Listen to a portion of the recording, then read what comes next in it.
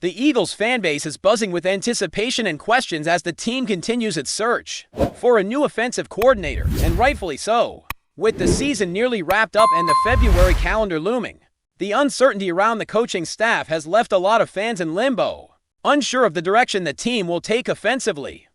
It's hard to dive into discussions about the draft or the Senior Bowl without knowing who will ultimately be calling plays and shaping the offensive identity.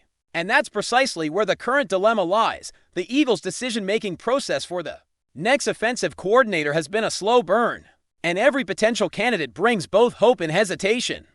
Reports have emerged that the Eagles have requested a second interview with Sean Mannion, a quarterback coach hailing from Green Bay. Mannion, a former NFL backup quarterback with nearly a decade of experience in the league, spent 2 years closely working with Jordan Love. On paper, his background seems respectable, but his lack of play-calling experience raises concerns among fans who have been through similar disappointments before. There's a strong sentiment that bringing in someone without prior play-calling responsibilities could lead to another iteration of past mistakes, reminiscent of moves that didn't yield the desired offensive results. While he might be considered a safe pick in terms of knowledge and experience with quarterbacks, the overarching fear is that safe does not always equate to effective or transformative, especially when the team is looking to evolve. The chatter surrounding Mannion has sparked comparisons to previous coordinator missteps, with fans drawing parallels to past hires who never fully established an effective offensive rhythm. There's a palpable frustration with seeing repeated patterns where individuals with potential are brought in but ultimately don't have the experience to manage an offense at the NFL level. The concern is not about competence in general coaching duties, but specifically about taking the reins of an offense, calling plays, and adapting in real time during games. It's one thing to understand quarterbacks, but orchestrating a cohesive, high-functioning unit week after week is another challenge entirely for many supporters. The fear of seeing history repeat itself is enough to question whether this path is the right one for the team. Amid the debate, another name has started to gain traction: Matt Nagy. Known for his previous tenure in Philadelphia under Andy Reid in the early 2000s, Nagy carries experience and a familiarity with the organization's culture.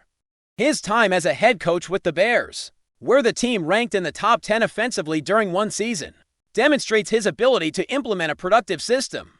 While the following season did not sustain that high level of performance, it is important to contextualize that Nagy was working with a young Justin Fields and faced typical growing pains inherent in NFL offenses. The idea of bringing in someone who understands both the city and the franchise culture has a natural appeal. There's a sense that familiarity combined with proven play-calling experience could provide stability while still allowing for innovation and growth. Other potential candidates are emerging in the conversation as well, with the Broncos recently parting ways with their offensive coordinator. The Eagles have shown interest in Davis Webb, their former passing game coordinator, who spent time as a backup in New York and developed some noteworthy concepts in Denver. Webb represents a younger, innovative approach, someone who could bring fresh ideas to an offense looking to balance creativity with structure. His role in crafting passing schemes has caught attention, and while nothing has been finalized, there is speculation that he could become a key player in the Eagles' future plans. The flexibility of considering both experienced veterans like Nagy and emerging minds like Webb illustrates the franchise's desire to weigh experience against potential, a delicate balance that could define the team's offensive trajectory for years to come. In parallel with the coordinator search, there have been notable developments on the player front. Brian Daboll's decision to sign with the Tennessee Titans raised questions about why he chose that path over reuniting with familiar faces in Philadelphia. While the Eagles roster and coaching staff offered some allure, reports indicate that the decision was influenced heavily by existing relationships and the dynamics of the staff, particularly regarding Kevin Patulo. Maintaining Patulo on the Eagles coaching staff appears to have been a factor that complicated the possibility of certain hires or returns, as some prospective additions may have preferred the freedom to assemble their own personnel rather than integrate into an existing hierarchy. This situation underscores the challenges that arise when balancing respect for existing staff against the desire to bring in a coordinator with full autonomy to shape the offense. The tension surrounding Patulo's continued presence has been a recurring theme in discussions about the Eagles' offensive direction, while his credentials and past success cannot be dismissed. The idea that his influence may limit incoming coordinators has created unease among fans and analysts alike when bringing in a new coordinator, especially one of high caliber or innovative thinking. Having a staff member whose authority or methodology may clash with the incoming coach can hinder the development of the offense. Observers have pointed out that for the Eagles to fully capitalize on the talents of potential hires, like Nagy or Webb, the organization might need to reconsider how responsibilities are distributed and ensure that incoming coordinators have the necessary freedom to implement their vision. The ongoing deliberation over the next offensive coordinator also reveals the high stakes involved in maintaining the team's competitive edge. The Eagles are coming off a Super Bowl winning season, and while that success provides a strong foundation, it also raises expectations. Fans are keenly aware that sustaining championship-level performance requires not only talented players, but also strategic and adaptive coaching. The selection of a coordinator is not just about filling a role. It is about establishing a direction for the offense, defining its identity, and ensuring that the team can respond effectively to challenges week after week. Each candidate represents a different vision, and the decision will have ripple effects across the roster, the playbook, and the overall trajectory of the team. Compounding the challenge is the need to align the offensive coordinator search with the head coach's philosophy and preferences. There have been reports suggesting that some potential hires may be hesitant to join a staff where their autonomy could be limited or where existing personnel could conflict with their approach. The head coach, having won the Super Bowl, understandably has influence and input, but the delicate balance between respecting that legacy and allowing new strategic leadership to flourish is crucial. The organization must navigate these interpersonal and strategic dynamics carefully to ensure the final hire strengthens rather than complicates the offensive framework. As the Eagles continue this search, fans are left in a state of anticipation, speculation, and debate. The choices made in the coming weeks will signal the organization's commitment to innovation, stability, or a blend of both. Each interview, each consideration, carries weight, as the next offensive coordinator will shape the team's play calling, influence the development of key players, and ultimately impact the chances of repeating as champions. The complexity of the situation highlights the importance of thorough evaluation, strategic thinking, and a clear vision for the offense, all of which must align with both immediate goals and long-term objectives, while the final decision remains pending. The broader narrative is clear. The Eagles are at a crossroads in determining their offensive future. The interplay between potential hires like Nagy, Webb, and even Minion, the presence of existing staff members like Patulo, and the overarching leadership of the head coach creates a web of considerations that must be navigated with precision. For fans, analysts, and the team alike, the next move will signal not just the filling of a role, but the defining of an offensive identity that will guide the Eagles into the next era of competition, performance, and opportunity. The Eagles' offensive coordinator search has implications that go far beyond simply choosing a name. It directly impacts the draft strategy, the development of young players, and the overall trajectory of the team's offensive philosophy. Until the organization settles on a coordinator, there is a layer of uncertainty that affects scouting, player evaluations, and even the type of offensive schemes that will be prioritized moving forward. For instance, the roles of key positions, such as wide receivers, tight ends, and offensive linemen can shift dramatically depending on who takes over the play-calling duties.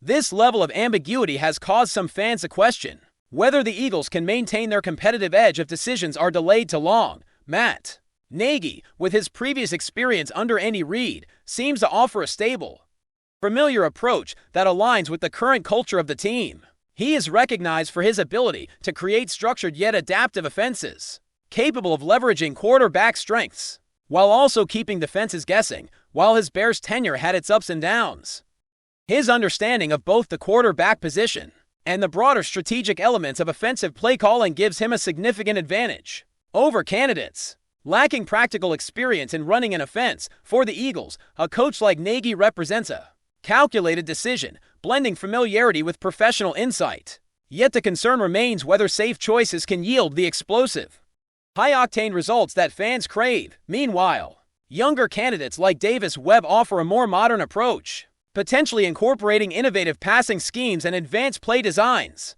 Webb's experience developing concepts in Denver demonstrates his ability to think creatively under pressure, and his time as a passing game coordinator shows an aptitude for finding solutions even when resources are limited. There is excitement surrounding the idea of injecting new ideas into the Eagles system, particularly for players who have shown flashes of brilliance but have yet to be fully utilized. The balance between tried and true experience and fresh creativity becomes a pivotal decision for the organization, as it must weigh stability against potential upside, understanding that the wrong choice could set back offensive development for multiple seasons. Player dynamics also factor heavily into the decision-making process. Brian Daboll's choice to sign with the Titans over Philadelphia highlights the nuanced interplay of relationships, trust, and perceived opportunity within the league. Daboll had previous familiarity with Eagles personnel, but the decision to follow Robert Saleh to Tennessee underscores how critical alignment and chemistry are in modern football. Players are increasingly aware of coaching philosophies, staff structures, and the degree of autonomy a coordinator or head coach may offer. The Eagles, in trying to retain certain staff members like Kevin Patulo, may inadvertently complicate the appeal of the position for high-caliber candidates who desire full authority over their unit. This delicate balance between preserving existing talent and attracting new leadership creates a complex puzzle that the organization must solve. Kevin Patulo's presence remains a contentious point for both potential hires and fans alike, while his past contributions cannot be overlooked. There is a growing perception that his influence may restrict a new coordinator's ability to implement their own vision in professional football. Autonomy and clarity of command are critical for innovation and efficiency. Coordinators need the freedom to tailor schemes, make personnel decisions, and call plays without interference.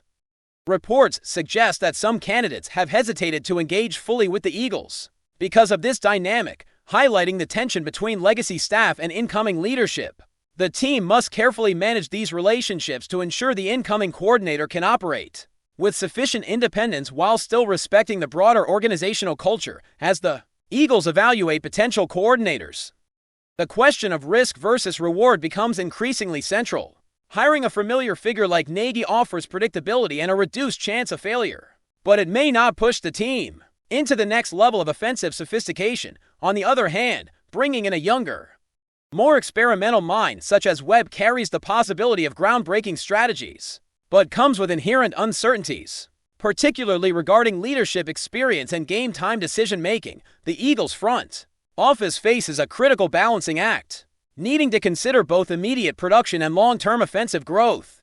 The stakes are high because the success or failure of this hire will directly influence how the team performs in the upcoming season and how players develop under new guidance. Before we continue, don't forget to subscribe to our channel and give this video a like. Your support helps us keep delivering the latest updates on our Philadelphia Eagles. And don't be shy, share your thoughts on the news in the comments below. Whispers began circulating across the league after veteran broadcaster Joe Buck was perceived to have crossed an invisible line with comments aimed at the Philadelphia Eagles. What started as an offhand critique, or so some believe, has grown into a full-blown rumor mill questioning whether the words were merely sharp analysis or something closer to open disdain around team circles. The feeling is that Buck's tone carried an edge that went beyond routine commentary, touching a nerve in a city known for its sensitivity to national narratives. According to people familiar with the situation, the remarks were interpreted by some inside the Eagles' orbit as dismissive of the team's identity and culture. The speculation is not about what was said verbatim, but about how it was said, with an emphasis that suggested impatience or skepticism toward the franchise's direction.